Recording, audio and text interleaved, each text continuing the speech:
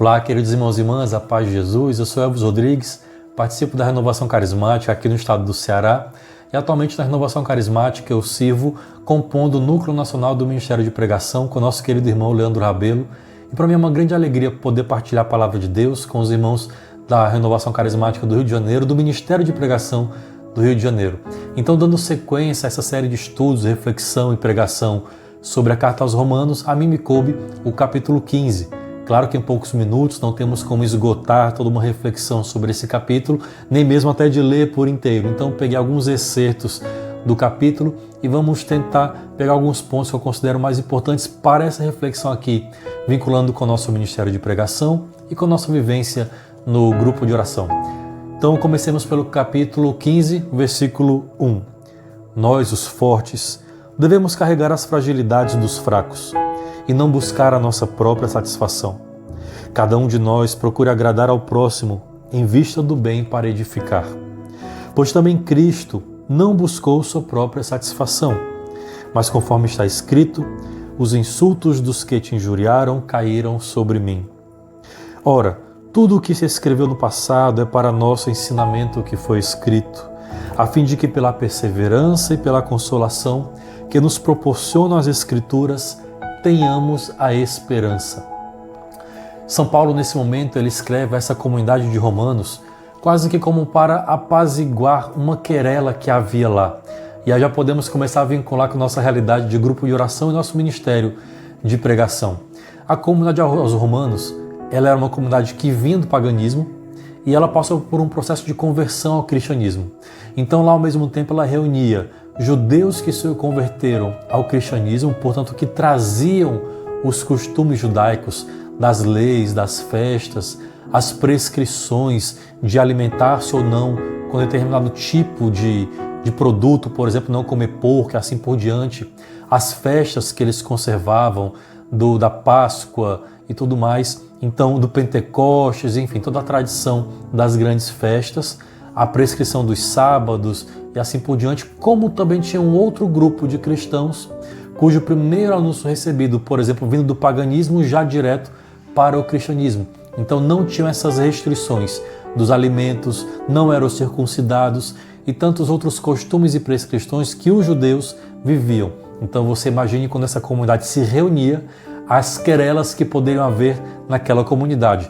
Nós sabemos, lendo os Atos dos Apóstolos, e até o século II, mais ou menos, era um costume das comunidades cristãs, aos domingos se reunirem e levarem os alimentos para celebrar, então, o momento da fraternidade, da comunhão fraterna. Então, imagine os alimentos daqueles que se converteram do paganismo para o cristianismo e logo não tinham restrição em comer alimentos tidos como impuros para os judeus. E aí você toma os judeus e vê aqueles alimentos, então eles têm escrúpulos e receios de comer aquilo. Então, além desses costumes, hábitos, essas querelas, esses conflitos e desavenças haviam naquela comunidade de Roma. Embora ela também fosse muito estruturada, madura, crescida na fé, assim por diante, ainda persistiam certos conflitos e algumas divergências. Então, São Paulo ele escreve a essa comunidade para tentar apaziguar essas questões. E ele então se dirige aos fortes, e ele próprio se diz como um homem forte. Quem são os fortes para essa comunidade? São Paulo justamente identifica como os fortes aqueles que se libertaram, aqueles que não têm os escrúpulos que os judeus tinham dos alimentos e do apego e do aprisionamento, diria até, à lei, mas que vivem sob a égide da graça. Então ele identifica como fortes aqueles que não estão apegados à letra da lei, mas vivem sobre a graça.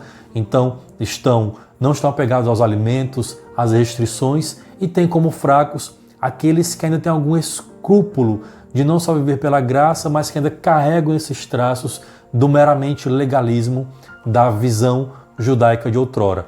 Então ele chama de forte aqueles que não têm restrições e fracos aqueles que ainda têm algum escrúpulo de se aproximar de um alimento, por exemplo. E ele próprio se chama de forte. Mas aí aquilo que poderia eventualmente parecer uma vaidade, São Paulo ele vai nos deixar muito claro que quando ele chama de forte, é justamente deles que ele está cobrando. Isso nos lembra de Jesus, daquele que muito é dado, muito é cobrado. Então, se esses cristãos convertidos, vindos do paganismo, não tenha o peso da lei, o fardo da lei, da letra que mata. Então, nesse sentido, são livres para viver o culto, para estar sob a graça. Esses que são os fortes é quem são os mais cobrados. E a eles que São Paulo aponta o dedo, é a eles que São Paulo dirige a sua carta, o seu comunicado e cobra deles para que eles possam alimentar na fé aqueles que são fracos. E aí nossa realidade de grupo de oração, de pregadores, pregadoras, já diz muito para nós nesse sentido. Aqueles que dentre nós são os fortes na fé, que têm as responsabilidades de pregar, de anunciar, de formar os irmãos e as irmãs, é a nós, são a esses os fortes nesse sentido, em que mais é cobrado, porque pesa sobre esses fortes uma grave responsabilidade de cuidar e zelar por aqueles que ainda estão fracos na fé, que ainda titubeiam, que ainda vacilam, que ainda não entendem muito bem a palavra, não entendem muito bem a doutrina e assim por diante. Então São Paulo dirige justamente essa carta aos fortes, cobrando deles uma acolhida, uma paciência, um olhar misericordioso, diria, para aqueles que ainda estão fracos na fé. Então qual é a postura?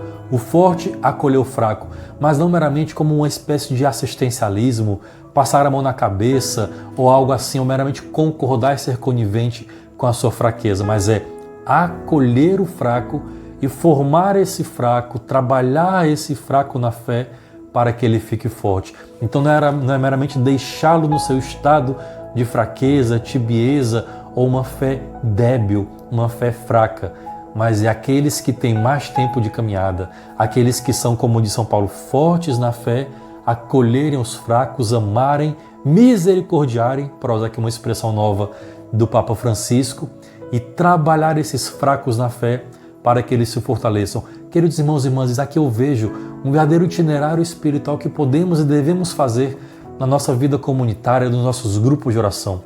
Aqueles de mais tempo de caminhada, aqueles que exercem funções de liderança, aqueles que estão mais maduros na fé, acolher os que estão chegando, acolher aqueles que caem, aqueles que estão vacilantes na fé e na caminhada, mas não só para passar a mão na cabeça, acolher de maneira misericordiosa, ter um trabalho com eles de acompanhamento, de pastoreio, de formação, de conversão, para que eles também possam ficar fortes. E esse é o ideal de comunidade, a que São Paulo faz como que um puxão de orelha, mas também nos anima e nos joga a visão adiante de que esse ideal aconteça e se realize na comunidade de Roma.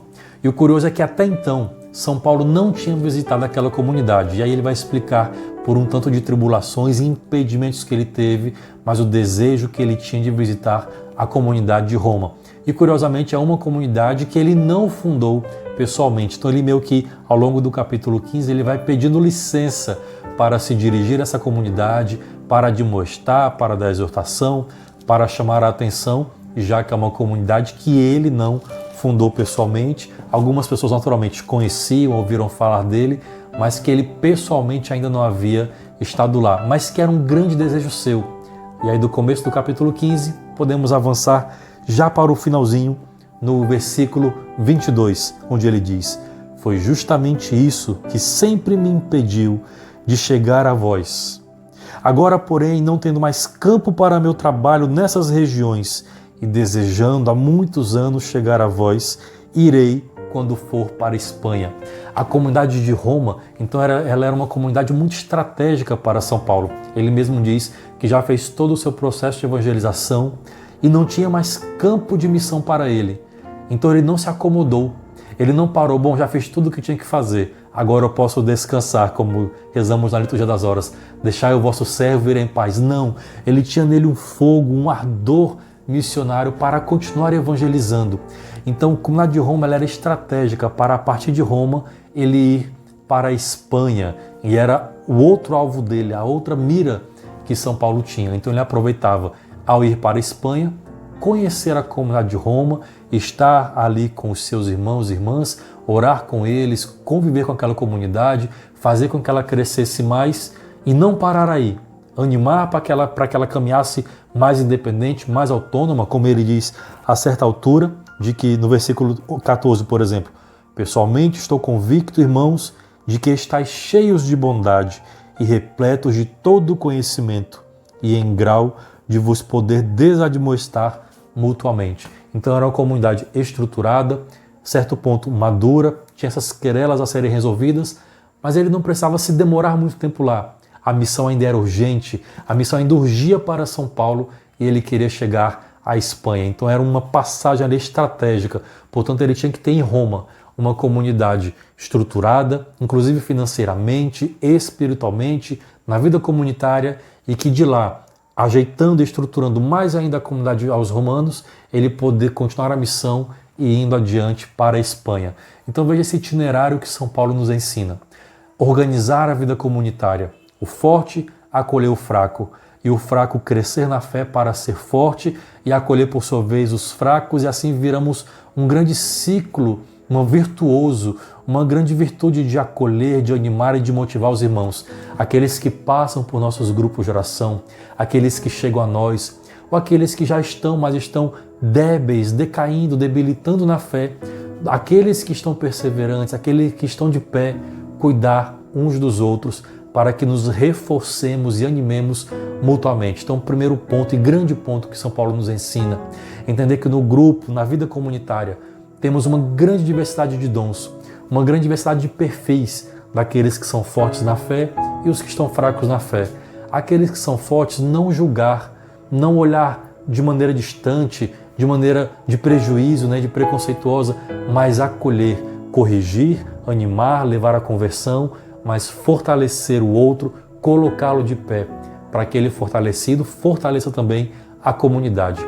Mas essa comunidade ela não fecha em si, ela não é um trabalho meramente endógeno, somente para si, mas a evangelização precisa continuar. Por isso São Paulo não para, ele diz que esgotou todos os lugares que ele poderia ir, mas de Roma ele iria para a Espanha.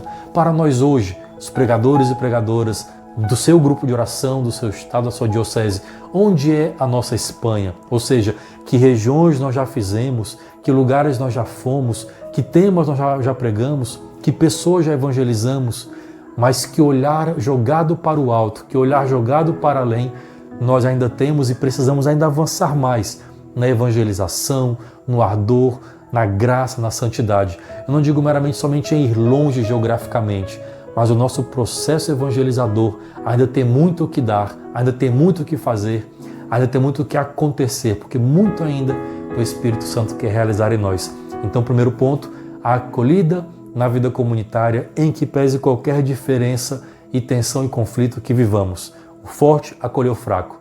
E nesse processo comunitário, não fecharmos em si, mas continuarmos avançando para outros mares, avançando para águas mais profundas, para que o grupo de oração e para que nós, enquanto pregadores e pregadoras, continuemos a evangelizar, continuemos a espalhar a poderosa palavra de Deus. Então fica aí essas duas grandes lições extraídas da carta aos Romanos, no capítulo 15, e que São Paulo vem muito a nos ensinar e atualizar para o nosso ministério hoje.